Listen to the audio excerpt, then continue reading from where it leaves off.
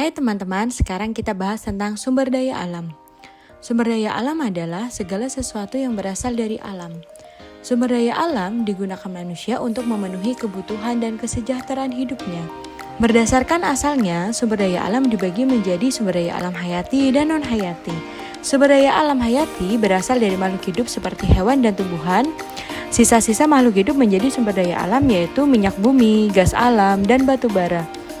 Sebaliknya, sumber daya alam non-hayati bukan berasal dari makhluk hidup loh, seperti cahaya matahari, udara, air, dan tanah. Berdasarkan ketersediaannya, sumber daya alam dibagi menjadi sumber daya alam yang dapat diperbarui dan tidak dapat diperbarui. Sumber daya alam yang dapat diperbarui akan ada terus-menerus seperti cahaya matahari, tanah, air, dan udara. Atau sumber daya alam yang dapat dikelola supaya jumlahnya semakin banyak seperti hewan dan tumbuhan.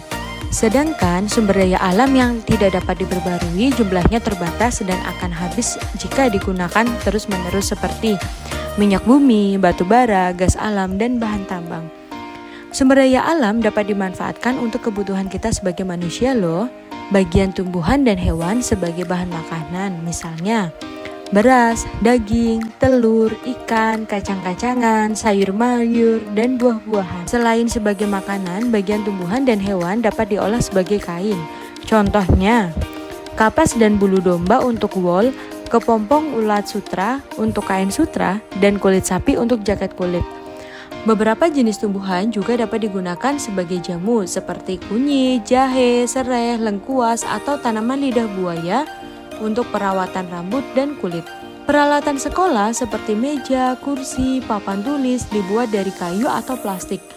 Plastik merupakan hasil pengolahan dari minyak bumi. Alat masak digunakan dari aluminium yang tahan karat dan dapat menghantarkan panas. Sumber daya alam seperti tanah liat dan bebatuan diolah menjadi semen, genting, atau batu bata. Bahan tambang seperti besi digunakan sebagai rangka utama membuat bangunan. Aluminium dan kayu digunakan sebagai kusen dan kerangka atap. Keindahan pegunungan, sungai, maupun lautan dapat dimanfaatkan sebagai pariwisata. Sumber daya alam juga digunakan sebagai sumber energi terutama energi pembangkit listrik dan bahan bakar.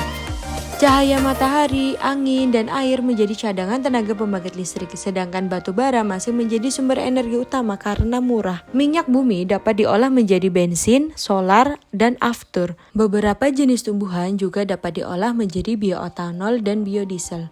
Sumber daya alam perlu diolah terlebih dahulu untuk menghasilkan barang yang dapat digunakan atau dikonsumsi manusia. Pengolahan sumber daya alam membutuhkan teknologi, salah satunya adalah pembuatan kertas. Kayu gelondongan dikupas kulitnya dan dipotong-potong. Kemudian diolah menjadi kertas sesuai dengan kebutuhan. Sumber daya alam perlu dilestarikan agar tidak habis atau rusak.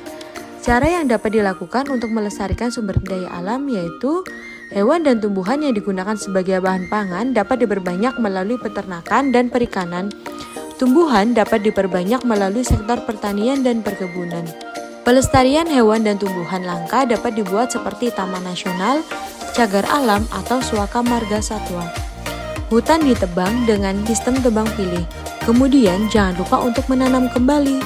Tanah bekas pertambangan juga harus dipulihkan agar dapat dimanfaatkan kembali.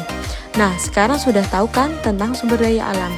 Sekarang, bagaimana supaya teman-teman lebih bijak lagi? Hal yang dilakukan yaitu yang pertama, menggunakan sumber daya alam sesuai kebutuhan dan tidak berlebihan. Yang kedua, jangan lupa untuk memelihara lingkungan agar tidak tercemar dengan cara tidak membuang sampah sembarangan, mendaur ulang sampah, dan mengurangi produksi sampah. Dan yang ketiga, sumber daya alam yang disediakan oleh Tuhan harus kita syukuri ya. Salah satu bentuk syukur yaitu dengan menjaga dan melestarikan alam.